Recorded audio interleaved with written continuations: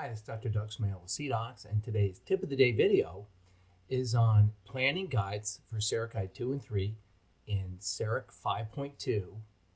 Inspection windows save the day. So here's the case where I imported the CMG.dxd file back to design it in 5.2, and I got an error window. I got a red error sleeve.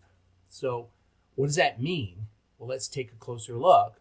It means that there's some intersections there where the sleeve is now too close to those adjacent teeth. I mean, this happens sometimes. So I don't want to go back in and replan the implant placement because that's exactly where I want it, and there are no other sleeves that I could do.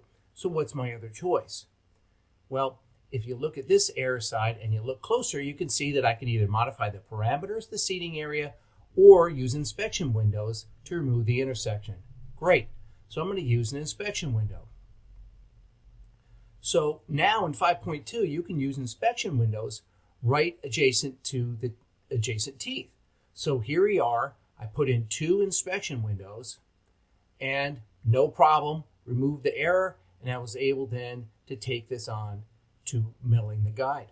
So again, inspection windows here, save the day. So here we are ready to mill our guide.